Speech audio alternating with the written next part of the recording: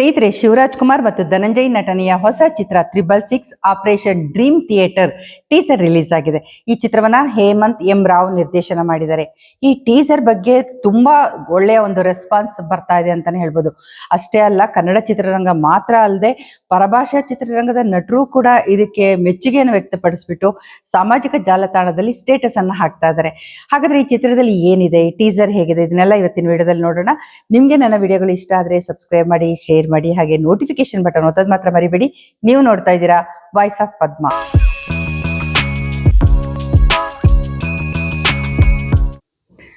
ನಮಸ್ಕಾರ, ನಾನು ಪದ್ಮ, ಶಿವಮೊಗ್ಗ. ಸ್ನೇಹಿತರೆ, 666 ಆಪರೇಷನ್ ಡ್ರೀಮ್ ಥಿಯೇಟರ್ ಈ ಚಿತ್ರ ಒಂದು ವರ್ಷದಿಂದ ಬಹಳ ಸದ್ದು ಮಾಡ್ತಾ ಇತ್ತು. ಹಾಗೆ ಶಿವರಾಜ್ ಕುಮಾರ್ ಮತ್ತು ಧನಂಜಯ್ ಕಾಂಬಿನೇಷನ್ ಚಿತ್ರ ಅಂತೇಳಿ ಬಹಳ ನಿರೀಕ್ಷೆ ಕೂಡ ಹುಟ್ಟಿಸಿದೆ. ಯಾಕೆಂದ್ರೆ ಇದಕ್ಕೆ ಮೊದಲು ಇವರಿಬ್ರು ಕಾಂಬಿನೇಷನ್ ನ 2 ಚಿತ್ರಗಳು ಈಗಾಗಲೇ ತೆರೆ ಕಂಡಿದೆ. ಒಂದು ಟಗರು ಚಿತ್ರ, ಹಾಗೆ ಇನ್ನೊಂದು ಬೈರಾಗಿ ಚಿತ್ರ. ಆದ್ರೆ ಈ 2 ಚಿತ್ರಗಳಲ್ಲಿ ಶಿವರಾಜ್ ಕುಮಾರ್ಗೆ ಎಗೇನ್ಸ್ಟ್ ಆಗಿ, ಅಂದ್ರೆ ಅಪೋಸಿಟ್ ಆಗಿ ಧನಂಜಯ್ ಅವರು ಒಂದು ವಿಲನ್ ಪಾತ್ರದಲ್ಲಿ, ಖಳನಾಯಕನ ಪಾತ್ರದಲ್ಲಿ ಕಾಣಿಸ್ಕೊಂಡಿದ್ರು. ನೆಗೆಟಿವ್ ಕ್ಯಾರೆಕ್ಟರ್ ಅಂತಾನೆ ಹೇಳ್ಬೋದು. ಆದ್ರೆ ಈಗ 666 ಆಪರೇಷನ್ ಡ್ರೀಮ್ ಥಿಯೇಟರ್ ನಲ್ಲಿ ಧನಂಜಯ್ ಮತ್ತೆ ಶಿವರಾಜ್ ಕುಮಾರ್ ಇಬ್ರು ಕೂಡ ಜೊತೆಯಾಗಿ ಒಂದು ಪತ್ತೆದಾರಿ ಕೆಲಸಕ್ಕೆ ಹೋಗುವಂತ ಏಜೆಂಟ್ ಗಳಾಗಿ ಕಾಣಿಸ್ಕೊಂಡಿದ್ದಾರೆ. ಹೌದು, ಈ ಟೀಸರ್ ಅಲ್ಲಿ ಅದು ಸ್ಪಷ್ಟವಾಗಿ ಗೊತ್ತಾಗ್ತಾ ಇದೆ. ಶಿವರಾಜ್ ಕುಮಾರ್ ಏಜೆಂಟ್ ಪ್ರಕಾಶ್ ಕ್ಯಾರೆಕ್ಟರ್ ನಲ್ಲಿ, ಹಾಗೆ ಧನಂಜಯ್ ಏಜೆಂಟ್ ಶಂಕರ್ ಪಾತ್ರದಲ್ಲಿ ಕಾಣಿಸ್ಕೊಂಡಿದ್ದಾರೆ. ಅಷ್ಟೇ ಅಲ್ಲ, ನಾಯಕಿ ಕೂಡ ಇದರಲ್ಲಿ ಏಜೆಂಟ್ ಆಗಿ ಕಾಣಿಸ್ಕೊಂಡಿದ್ದಾರೆ. ಅಂದ್ರೆ ಇವರೆಲ್ಲರೂ ಕೂಡ ಪತ್ತೆದಾರಿ ಕೆಲಸಕ್ಕೆ ಹೋಗ್ತಾರೆ. ಅಂದ್ರೆ ನೀವು ಈಗಾಗಲೇ ಊಹೆ ಮಾಡಿರ್ಬೋದು, ಈ ಚಿತ್ರದಲ್ಲಿ ಒಂದು ಪತ್ತೆದಾರಿ ಕತೆ ಇದೆ ಅಂತ ಹೇಳಿ. ಹೌದು, ಹಾಗೆ ಈ ಚಿತ್ರದಲ್ಲಿ ಇವರಿಬ್ರು ಕೂಡ ರೆಟ್ರೋ ಲುಕ್ ಅಲ್ಲಿ ಕಾಣಿಸ್ಕೊಂಡಿದ್ದಾರೆ. ಮತ್ತೆ ಈ ಚಿತ್ರವನ್ನ ಒಂದು 70ರ ದಶಕಕ್ಕೆ ಪ್ರೇಕ್ಷಕರನ್ನ ಕರ್ಕೊಂಡು ಹೋಗಬೇಕಾದಂತ ಒಂದು ಎಲ್ಲಾ ರೀತಿಯ ಒಂದು ಲುಕ್ ಮತ್ತೆ ಒಂದು ಚಿತ್ರದ ಮೇಕಿಂಗು ಎಲ್ಲವೂ ಇರೋದನ್ನ ನೀವು ನೋಡಬಹುದು.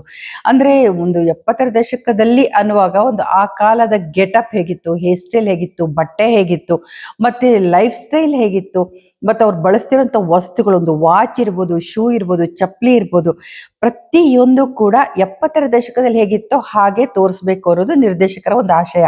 ಅದು ಒಂದ್ ಸ್ವಲ್ಪ ಮಟ್ಟಿಗೆ ಟೀಸರ್ ಅಲ್ಲಿ ಕಾಣಿಸ್ತಾ ಇದೆ. ಹಾಗೆ ಈ ಟೀಸರ್ ನಲ್ಲಿ ಶಿವರಾಜ್ ಕುಮಾರ್ ಅವರು ಸೂಟ್ ಕೇಸ್ ಇಂದ ಗನ್ ಹೊರಗೆ ಬಂದು ಶೂಟ್ ಮಾಡುವಂತ ಒಂದು ದೃಶ್ಯ ಇದೆಯಲ್ಲ, ಅದು ಕೂಡ ನಿಮ್ಗೆ ಜೇಮ್ಸ್ ಬಾಂಡ್ ಸಿನಿಮಾಗಳು ನೆನಪಾಗ್ಬೋದು, ಅಥವಾ ರಾಜ್ಕುಮಾರ್ ನಟನೆಯ CID 999 ಒಂದು ಸಿನಿಮಾ ಕೂಡ ನಿಮ್ಗೆ ನೆನಪಾಗ್ಬೋದು. ಇಂತಹ ಒಂದು ಪಾತ್ರದಲ್ಲಿ ರಾಜ್ಕುಮಾರ್ ಈಗಾಗಲೇ ನಟಿಸಿದ್ರು. ಈಗ ಶಿವರಾಜ್ ಕುಮಾರ್ ಅಂಥದ್ದೇ ಒಂದು ಕ್ಯಾರೆಕ್ಟರ್ ನ ಮಾಡ್ತಾ ಇರೋದು ವಿಶೇಷ. ಹಾಗಾಗಿ ಅವರನ್ನ ಒಂದು ರಾಜ್ಕುಮಾರ್ ನೆನಪಲ್ಲಿ ಮತ್ತೆ ರಾಜ್ಕುಮಾರ್ ಸ್ಥಾನದಲ್ಲಿ ನೋಡಕ್ಕೆ ಅವರ ಅಭಿಮಾನಿಗಳು ಯಾವಾಗ್ಲೂ ಕಾತರರಾಗಿರ್ತಾರೆ.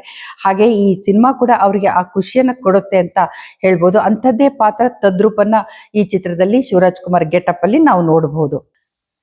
ಚಿತ್ರದಲ್ಲಿ ಪ್ರಿಯಾಂಕಾ ಅರುಳ್ ಮೋಹನ್ ಮತ್ತೆ ಅದಿತಿ ಬಾಲನ್ ಇವರಿಬ್ರು ಕೂಡ ನಾಯಕಿಯರಾಗಿ ನಟಿಸಿದ್ದಾರೆ. ಮತ್ತೆ ಛಾಯಾಗ್ರಹಣ ಈ ಟೀಸರ್ ನಲ್ಲಿ ಎದ್ದು ಕಾಣಿಸ್ತಾ ಇದೆ. ಆ ಲೈಟಿಂಗ್ಸ್ ಇರ್ಬೋದು, ಮೇಕಿಂಗ್ ಇರ್ಬೋದು, ಇದನ್ನೆಲ್ಲ ನೋಡಿದಾಗ ಛಾಯಾಗ್ರಾಹಕ ಯಾರು ಅಂತ ನಿಮ್ಗೆ ಕುತೂಹಲ ಆಗ್ಬೋದು. ಅದ್ವೈತ್ ಗುರುಮೂರ್ತಿ ಈ ಚಿತ್ರಕ್ಕೆ ಕ್ಯಾಮ್ರಾವನ್ನ ಹಿಡಿದಿದ್ದಾರೆ.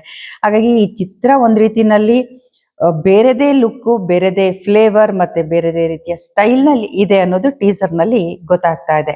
ಸ್ನೇಹಿತರೆ, ಈಗ ಈ ಚಿತ್ರದ ಸೆಟ್ಗೋಸ್ಕರ ಸುಮಾರು 100 ದಿನಗಳ ಕಾಲ ಕಂಠೀರವದಲ್ಲಿ ಭರ್ಜರಿಯಾದಂತ ಒಂದು ಸೆಟ್ ಅನ್ನ ಹಾಕಿ ಶೂಟಿಂಗ್ ಮಾಡಲಾಗಿದೆಯಂತೆ. ನಟ ಧನಂಜಯ್ ಅವರು ಈ ಚಿತ್ರದಲ್ಲಿ ಬಹಳ ಸರ್ಪ್ರೈಸ್ ಗಳಿದೆ ಅಂತ ಹೇಳಿದ್ದಾರೆ.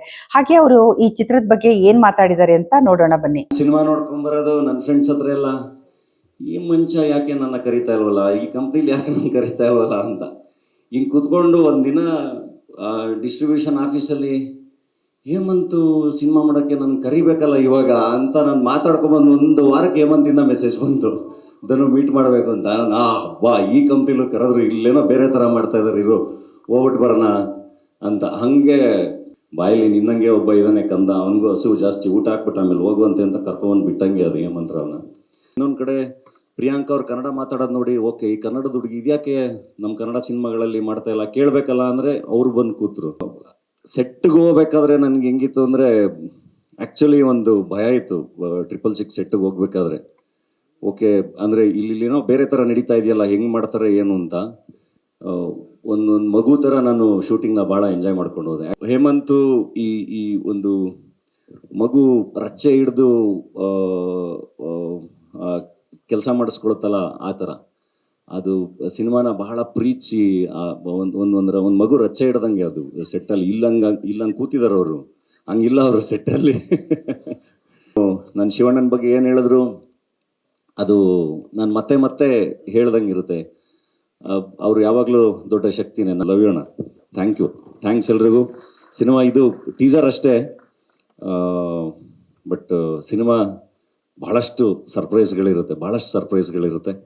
ಜೇಮ್ಸ್ ಬಾಂಡ್ ಸಿನಿಮಾ ಅಂತಂದ್ರೆ ಸಾಮಾನ್ಯವಾಗಿ ಅಲ್ಲಿ ಗ್ಲಾಮರಸ್ ಹುಡುಗಿಯರು ಇರ್ತಾರೆ. ಅದೊಂದು ಪತ್ತೆದಾರಿ ಕಾದಂಬರಿ ಇಟ್ಕೊಂಡು ಮಾಡ್ತಿದ್ದಂತ ಸಿನಿಮಾಗಳು.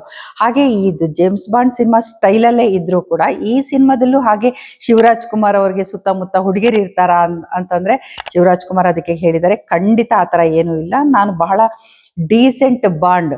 ಹಾಗೆ ಸಿನಿಮಾದ ಬಗ್ಗೆ ಅವರು ಬಹಳಷ್ಟು ಇಂಟ್ರೆಸ್ಟಿಂಗ್ ಆಗಿರೋ ಮಾಹಿತಿಯನ್ನ ಹೇಳಿದ್ದಾರೆ, ಅದನ್ನ ಕೇಳೋಣ ಬನ್ನಿ. ಅವ್ರ ಲೆಜೆಂಡ್ ಅಫ್ಕೋರ್ಸ್ ಅಪ್ಪಾಜಿ ಬಗ್ಗೆ ಮಾತಾಡೋದು ಏನಿಲ್ಲ, ಬಟ್ ಆ ಲೆಜೆಂಡ್ ಹೇಳ್ತಿದ್ರು ನನಗೆ ಒಬ್ರು ಯಾರೋ ಹೇಳ್ಕೊಡ್ಬೇಕಂತ ಅಂತ. ಸೊ ಹಂಗಿರ್ಬೇಕಾದ್ರೆ ಒಬ್ಬ ಲೆಜೆಂಡ್ ಆಗ್ಬೇಕಂದ್ರೆ ಯಾರೋ ಬಂದು ತಿದ್ದಬೇಕು. ನಮಗೂ ಅಷ್ಟೇ, ನಾವು ಲೆಜೆಂಡ್ ಆಗಲಿ ಓಜಿ ಅನುಸ್ಕಾರದಲ್ಲಿ ಡೈರೆಕ್ಟ್ ಇದ್ದಾರೆ, ಅವ್ರು ಹೇಳ್ದು ಅವ್ರು ಅಂಥವ್ರು ಇದ್ದಾರೆ, ನಾವೆಲ್ಲ ಹಂಗೆ ಆಗೋಕ್ಕಾಗದು. ಬಟ್ ಲೆಜೆಂಡ್ ಆಗಬೇಕಂದ್ರೂ ಒಂದು ಸಹಾಯ ಬೇಕು, ಒಂದು ಹೆಲ್ಪ್ ಬೇಕು, ಯಾರೇ ಬರಬೇಕಂದ್ರೆ ಒಂದು ಪುಷ್ ಬೇಕು. ಆಮೇಲೆ ಇವ್ರು ಹೇಳಿದ ಪಾಯಿಂಟ್ ಒಂದು ತುಂಬ ಇಷ್ಟ ಆಯಿತು. ಧನಂಜಯ್, ನಾನು ಇವತ್ತಲ್ಲ ಅದು ಯಾವತ್ತೂ ಹೇಳ್ತಾ ಇದ್ದೆ, ಧನಂಜಯ್ ಎಲ್ಲ ಚೆನ್ನಾಗಿದ್ದಾರೆ, ಏನು ಮಿಸ್ ಆಗ್ತಿದೆ ಯಾಕೆ? ನನಗೆ ಅವತ್ತಿಂದ ಆಯ್ತು, ನಾನು ಹೇಳ್ತಾ ಇದ್ದೆ ಯಾವಾಗಲೂ, ಯಾಕೆ ಧನಂಜಯ್ ಏನಾದ್ರು ಬರಬೇಕು, ವೆರಿ ಹ್ಯಾಂಡ್ಸಮ್ ಬಾಯ್, ತುಂಬ ಚೆನ್ನಾಗಿ ಎಲ್ಲ ಟ್ಯಾಲೆಂಟ್ ಇದೆ, ಯಾಕೆ ಏನು ಒಂದು ಪುಷ್ ಬರ್ತಾ ಇಲ್ಲ ಅವ್ರಿಗೆ? ಬಟ್ ಇವನ್ ಟಗರು ಮಾಡ್ಬೇಕಾದ್ರೆ ಅಷ್ಟೇ ನಂಗೆ ಗೊತ್ತಿಲ್ಲ. ನಾನು ಹೇಳಿದೆ ಅವ್ರು ಹೀರೋ ಮಾಡ್ತಾರೆ, ಇಲ್ಲಿ ಪರವಾಗಿಲ್ವಾ ವಿಲನ್ ಮಾಡ್ತಾರೆ ಸೂರ್ಯ ಅವ್ರು ಕೇಳಿ, ಇಲ್ಲ ಅವ್ರು ಮಾಡಿ ಒಪ್ಕೊಂಡು ಮಾಡಿದ್ದು ಎಷ್ಟು ಚೆನ್ನಾಗಿತ್ತು. ಆ್ಯಂಡ್ ವೇ ಇದರಲ್ಲಿ ಟಗರು ಎಷ್ಟು ಇಂಪಾರ್ಟೆಂಟು, ಅಲ್ಲಿ ಡಾಲಿ ಅನ್ನೋ ಕ್ಯಾರೆಕ್ಟರ್ ಅಷ್ಟೇ ಇಂಪಾರ್ಟೆಂಟ್ ಆಯಿತು. ಇಟ್ಸ್ ವೆರಿ ರೇರ್ ಅನ್ನೋ ಫಿಲ್ಮ್ ಒಂದು ಟಗರು ಅನ್ನೋ ಒಂದು ನನ್ನ ಟೈಟಲ್ ಇದೆ ಫಿಲ್ಮ್ಲಿ, ಡಾಲಿ ಅಂತ ಒಂದು ಕ್ಯಾರೆಕ್ಟರ್ ಅಷ್ಟು ಸೂಪರ್ ಆಗಿ ಬಂದು ಎಕ್ಸ್ಪೋಸ್ ಆಗೋದು, ಎಲ್ಲರೂ ಲೈಕ್ ಮಾಡೋದು. ಅದಕ್ಕೆ ನಾವು ಎಲ್ಲಿ ಹೋದಾಗಲೂ ನಮ್ಮ ಸಿನಿಮಾದಲ್ಲಿ ಯಾರಿಂದ ಹೋಗುತ್ತೆ ಅನ್ನೋದು ಮುಖ್ಯ ಆಗಲಿಲ್ಲ ಅವಾಗ. ನಮ್ಮ ಆ ಕ್ಯಾರೆಕ್ಟರ್ ಇಂಪಾರ್ಟೆಂಟ್ ಆಗಿ ನಾವು ಎಳ್ಕೊಂಡೆ ಧನಂಜಯನ, ಬಾ ನೀನು ಬಾ, you should also come, exposure ಬೇಕು. ಯಾಕಂದ್ರೆ ಒಳ್ಳೆ ಆ್ಯಕ್ಟ್ರ್, ನಮ್ಗೆ ಹೋಗ್ಬಿಡ್ಬಾರ್ದು ಯಾವಾಗ. ನಮ್ಮ ಕನ್ನಡ, ನಮ್ಮ ಭಾಷೆ, ನಮ್ಮ ಕಲ್ಚರ್ ಉಳಿಬೇಕಂದ್ರೆ ಅಂತ ಒಳ್ಳೊಳ್ಳೆ ಪ್ರತಿಭೆಗಳು ಬರಬೇಕು, ಅದನ್ನ ಬಿಟ್ಬಿಡ್ಬಾರ್ದು. ನಾವು ಹೇಳ್ತಾರೆ ಎಲ್ಲರಿಗೂ ಸಿಗುತ್ತಾ ಬ್ರ್ಯಾಂಡ್ ಅಂತ, ಯಾತಿಗೆ ಬ್ರ್ಯಾಂಡ್ ಅನ್ಕೋಬೇಕು ಹೇಳಿ? ನಾವು ಬ್ರ್ಯಾಂಡ್ ಮಾಡಲ್ಲ, ಅವ್ರುಗಳು ಬ್ರ್ಯಾಂಡ್ ಮಾಡೋದು ಅಷ್ಟೇ. ಬ್ರ್ಯಾಂಡ್ ಮಾಡಿ ಅಂತ ಆ ಬ್ರ್ಯಾಂಡ್ಗೆ ವೆಯ್ಟ್ ಮಾಡ್ತೀವಿ, ಏನು ಮಾಡ್ತಾರೆ? ಬೇರೆಯವರೆಲ್ಲ ಬ್ರ್ಯಾಂಡ್ ಅಲ್ವಾ? ನಮ್ಮ ಭಾಷೆ ಉಳಿಬೇಕು. ಅದಕ್ಕೆ ಹೇಳಿದ್ರು ಎಷ್ಟು ಒಳ್ಳೆ ಮಾತು, ಒಳ್ಳೊಳ್ಳೆ ಸಿನಿಮಾಗಳು ಗೆಲ್ಬೇಕಂದ್ರೆ ಏನು ಮಾಡಬೇಕು? ಮೀಡಿಯಾದ ಸಪೋರ್ಟು ಬೇಕು. ತುಂಬ ಈಸಿಯಾಗಿ ಇವಾಗ ಏನಾಗ್ಬಿಟ್ಟು ಸೋಷಿಯಲ್ ಮೀಡಿಯಾದಲ್ಲಿ ವೆರಿ ಈಸಿಯಾಗಿ ಏನೋ ಒಂದು ಇದಾಗ್ತಾರೆ, ಪ್ರೊಡ್ಯೂಸರ್ಗೆ ಒಂದು ಟವಲ್ ಹಾಕ್ಬಿಡ್ತಾರೆ, ಗೋವಿಂದ ಅಂತ ಹೇಳ್ಬಿಡ್ತಾರೆ. ಏನು ಗೋವಿಂದ? ಅದೇನು ಕಿಕ್ ಸಿಗುತ್ತೋ ನಿಮಗೆ? B sincere. ನೀವೇನು ಜಾಬ್ ಮಾಡಿ ನಗಬೇಡಿ, ಡೋಂಟ್ ಲಾಫ್. ನಮ್ಮನ್ನು ಉಗಿರಿ ಬೇಕಾದ್ರೆ ತಪ್ಪು ಮಾಡಿದ್ರೆ of course will take the critics also, nothing to worry about it. But ಒಂದ್ಸತಿ ನೀವು ಮಾಡ್ಬೇಕಾದ್ರೆ ಏನು ಬರೀತಿದೆ ಅನ್ನೋದು ತಿಳ್ಕೊಂಡು ಬರೀರಿ. ಸುಮ್ಮನೆ ಬರೆಯೋದು, ಟವಲ್ ಹಾಕ್ಬಿಡೋದು, ನೋ, ಯಾಟ್ ಥಿಂಕ್. ನಾವೇನೇ ಮಾಡಿದ್ರು ಆ ಕೆಲಸಕ್ಕೆ ಒಂದು ಶ್ರದ್ಧೆ, ಭಯ, ಭಕ್ತಿಯಿಂದ ಮಾಡಬೇಕು. ಅವಾಗಲೇ ದೇವ್ರು ನಮ್ಗೆ ಒಳ್ಳೇದು ಮಾಡ್ತಾನೆ, ನಿಮ್ಗೆ ಒಳ್ಳೇದು ಮಾಡ್ತಾನೆ. 666 ಆಪರೇಷನ್ ಡ್ರೀಮ್ ಥಿಯೇಟರ್ ನಿಜವಾಗ್ಲೂ ಇಟ್ಸ್ ಅ ವಂಡರ್ಫುಲ್ ಎಕ್ಸ್ಪೀರಿಯನ್ಸ್. ನನಗೆ ವೇಷ ಆಗಿದಾಗ ನಾನು ಎಷ್ಟೇ ಸಿನಿಮಾ ಮಾಡಲಿ, ನಾನು ಆ ಸೆಟ್ಟಿಗೆ ಬಂದಾಗ ಮಾತ್ರ ಕಾಸ್ಟ್ಯೂಮ್ ಮಾಡಬೇಕು. He's got a separate style designing ಆ ಕಾಸ್ಟ್ಯೂಮ್. ಮೀಸೆಗೆ ಒಂದು ಆ್ಯಟಿಟ್ಯೂಡ್ ಬರುತ್ತೆ, ಗೊತ್ತಿದ್ರೆ ಒಂದು ಕೊಬ್ಬು ಬರುತ್ತೆ, ಏನು ಮಾಡೋದು? ಕೂತ ಒಂದು ಸುಟ್ಟ ಬರಕ್ಕೆ ಕೊಟ್ಬಿಡ್ತಾರೆ, ಒಂದು ರೈಟ್ ಹೇಳ್ಬಿಡ್ತಾರೆ. ಸ್ಟೈಲು, ಆ ಸ್ವ್ಯಾಗ್ ಬರದೆ ಹೆಂಗಿರುತ್ತೆ ಹೇಳಿ? ಆ ರೀತಿ ಸ್ವ್ಯಾಗ್ ಬರಬೇಕಂದ್ರೆ ಒಬ್ಬರು ಆ ರೀತಿ ಕಂಟೆಂಟ್ ಕೊಟ್ಟಾಗಲೇ ಆ ಸ್ವ್ಯಾಗ್ ಬರೋದು. ಅವ್ರು ಹೇಳ್ತಾರೆ, ಸರ್ ಏನು ಸ್ವ್ಯಾಗ್ ಸರ್, ಅದೇನು ಸ್ವ್ಯಾಗೋ ಬ್ಯಾಗೋ ಗೊತ್ತಿಲ್ಲ ನನಗೆ, ಸುಮ್ಮನೆ ಮಾಡ್ತೀವಿ ಸ್ವ್ಯಾಗ್ ಅಂತಾರೆ, ನಾವು ಓಕೆ ಥ್ಯಾಂಕ್ ಯು ಅಂದ್ಬಿಟ್ಟು ಹೋಗ್ತಾ ಇರೋದು. ಯಾಕೆ ನಾವು ಬೇಡ ಅಂತ ಹೇಳೋದು ಹೇಳಿ? ಅಪ್ರಿಷಿಯೇಷನ್ ಶುಡ್ ಬಿ ಟೇಕನ್, ಜಾಲಿಯಾಗಿರುತ್ತೆ. ಬಟ್ ಅವ್ರು ಆ ಥರ ಸೀನ್ ಕಂಟೆಂಟ್ ಹಂಗಿದ್ದಾಗ ಗೊತ್ತಿದ್ದರೆ ಒಂದು ಆಟಿಟ್ಯೂಡ್ ಬರುತ್ತೆ. But it should be positive, not negative. Teaser ನೋಡಿ ಕನ್ನಡ ಚಿತ್ರರಂಗದ ಗಣ್ಯರು ಮತ್ತೆ ನಟರಿರ್ಬೋದು, ನಿರ್ದೇಶಕರಿರ್ಬೋದು, ಎಲ್ಲರೂ ಕೂಡ ಬಹಳ ಮೆಚ್ಚುಗೆಯನ್ನು ವ್ಯಕ್ತಪಡಿಸಿ ಸ್ಟೇಟಸ್ ಅನ್ನ ಸಾಮಾಜಿಕ ಜಾಲತಾಣದಲ್ಲಿ ಹಾಕ್ತಾ ಇದ್ದಾರೆ. ಹಾಗೆ ಪರಭಾಷಾ ಚಿತ್ರರಂಗದವರು ಕೂಡ ಈ ಟೀಸರ್ಗೆ ತಮ್ಮ ಅಭಿಪ್ರಾಯವನ್ನ ಮತ್ತೆ ಪ್ರತಿಕ್ರಿಯೆಯನ್ನ ನೀಡ್ತಾ ಬಂದಿದ್ದಾರೆ. ಅದರಲ್ಲಿ ಜನಪ್ರಿಯ ನಟ ಪ್ರಭಾಸ್ ಈ ಟೀಸರ್ನ ನೋಡಿ, ಟೀಸರ್ನಲ್ಲಿ ಎಲ್ಲರೂ ಬಹಳ ಫ್ಯಾಂಟಾಸ್ಟಿಕ್ ಆಗಿ ಕಾಣಿಸ್ತಿದ್ದೀರಾ ಅಂತ ಹಾಕಿದ್ರೆ, ನಟ ನಾನಿ ಅವರು ತುಂಬಾ ಎಕ್ಸೈಟಿಂಗ್ ಆಗಿ ಕಾಣ್ತಾ ಇದೆ ಟೀಸರ್ ಅಂತ ಹೇಳಿದ್ದಾರೆ. ಈ ಚಿತ್ರ ಕನ್ನಡ ಮತ್ತೆ ತೆಲುಗು ಎರಡೂ ಭಾಷೆನಲ್ಲಿ ರಿಲೀಸ್ ಆಗ್ತದೆ, ಅದು ಒಂದು ವಿಶೇಷ. ಹಾಗೇನೆ ಈ ಚಿತ್ರರಂಗದಲ್ಲಿ ಬೇರೆ ಬೇರೆ ದೊಡ್ಡ ನಟರು ಕೂಡ ಇದ್ದಾರೆ, ಮತ್ತೆ ತೆಲುಗು ನಟರು ಕೂಡ ಇದ್ದಾರೆ. ಕನ್ನಡದಲ್ಲಿ ಮತ್ತೆ ತೆಲುಗುನಲ್ಲಿ ಏಕಕಾಲದಲ್ಲಿ ಇದು ರಿಲೀಸ್ ಆಗ್ತಾ ಇದೆ. ಮತ್ತೆ ನಿರ್ದೇಶಕರಾದ ಹೇಮಂತ್ ಎಂ ರಾವ್ ಅವ್ರ ಬಗ್ಗೆ ಹೇಳಬೇಕು ಅಂದ್ರೆ, ಮೊದಲಿಗೆ ಅವರು ಗೋಧಿ ಬಣ್ಣ ಸಾಧಾರಣ ಮೈಕಟ್ಟು ಅನ್ನುವಂಥ ಸಿನಿಮಾವನ್ನ ನಿರ್ದೇಶನ ಮಾಡಿದ್ರು. ಅನಂತ್ ನಾಗ್ ಮತ್ತೆ ರಕ್ಷಿತ್ ಶೆಟ್ಟಿ ಆ ಚಿತ್ರದಲ್ಲಿ ನಟಿಸಿದ್ರು. ಆ ಚಿತ್ರ ಮರಾಠಿನಲ್ಲಿ ಒಂದು ಅಸ್ತು ಅನ್ನುವಂಥ ಒಂದು ಸಿನಿಮಾ ರಿಲೀಸ್ ಆಗಿತ್ತು.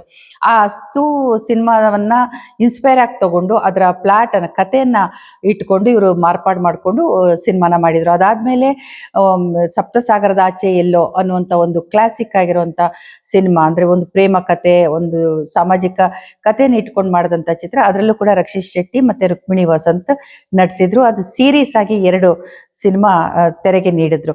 ಅದಾದ್ಮೇಲೆ ಈಗ ಅವರು ಈ ಸಿನಿಮಾವನ್ನ ನಿರ್ದೇಶನ ಮಾಡ್ತಿದ್ದಾರೆ. ಇದಕ್ಕೆ ಮುಂಚೆ ಇನ್ನೊಂದು ಚಿತ್ರವನ್ನ ಅವ್ರು ಮಾಡಿದ್ರು, ಅದು ಕವಲುದಾರಿ ಅಂತ. ಕವಲುದಾರಿ ಸಸ್ಪೆನ್ಸ್ ಚಿತ್ರ ಆಗಿತ್ತು.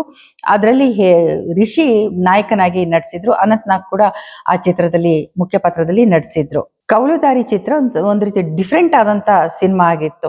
ಹಾಗಾಗಿ ಜನರಿಗೂ ಇಷ್ಟ ಆಗಿತ್ತು, ಮತ್ತೆ ವಿಮರ್ಶಕರು ಕೂಡ ಅದನ್ನ ಮೆಚ್ಕೊಂಡಿದ್ರು. ಒಟ್ಟಾರೆಯಾಗಿ ಈ ಚಿತ್ರದ ಬಗ್ಗೆ ಹೇಮಂತ್ ಎಂ ರಾವ್ ಒಂದಿಷ್ಟು ಕುತೂಹಲವನ್ನಂತೂ ಖಂಡಿತ ಹುಟ್ಟುಹಾಕಿದ್ದಾರೆ. ಶಿವರಾಜ್ ಕುಮಾರ್, ಧನಂಜಯ್ ಅಭಿಮಾನಿಗಳಲ್ಲಿ ಕೂಡ ಇದ್ರ ಬಗ್ಗೆ ಬಹಳ ಕುತೂಹಲ ಇದೆ. ಯಾಕಂದ್ರೆ ಇವರಿಬ್ಬರನ್ನು ಡಿಫ್ರೆಂಟ್ ಆದ ಕ್ಯಾರೆಕ್ಟರ್ ಮತ್ತೆ ಡಿಫ್ರೆಂಟ್ ಆದಂತ ಕತೆ ಮತ್ತೆ ಡಿಫ್ರೆಂಟ್ ಲುಕ್ ಹೀಗೆ ತೆರೆ ಮೇಲೆ ನೋಡಬೇಕಾಗಿದೆ. ಅದಕ್ಕಾಗಿ ಅಭಿಮಾನಿಗಳು ಕಾತರದಿಂದ ಕಾಯ್ತಿದ್ದಾರೆ ಅಂತಾನೆ ಹೇಳ್ಬೋದು. ಸ್ನೇಹಿತರೆ, ನೀವು ನೋಡ್ತಾ ಇದ್ದೀರಾ ವಾಯ್ಸ್ ಆಫ್ ಪದ್ಮ. ನಿಮ್ಗೆ ನನ್ನ ವಿಡಿಯೋಗಳು ಇಷ್ಟ ಆದ್ರೆ ಸಬ್ಸ್ಕ್ರೈಬ್ ಮಾಡಿ, ಶೇರ್ ಮಾಡಿ, ಹಾಗೆ ನೋಟಿಫಿಕೇಶನ್ ಬಟನ್ ಒತ್ತೋದು ಮಾತ್ರ ಮರಿಬೇಡಿ. ಮತ್ತೆ ನಿಮ್ಗೆಲ್ಲರನ್ನು ಭೇಟಿ ಮಾಡ್ತೀನಿ ನಾನು. ಎಲ್ಲರಿಗೂ ಒಳ್ಳೇದಾಗ್ಲಿ. ನಮಸ್ಕಾರ.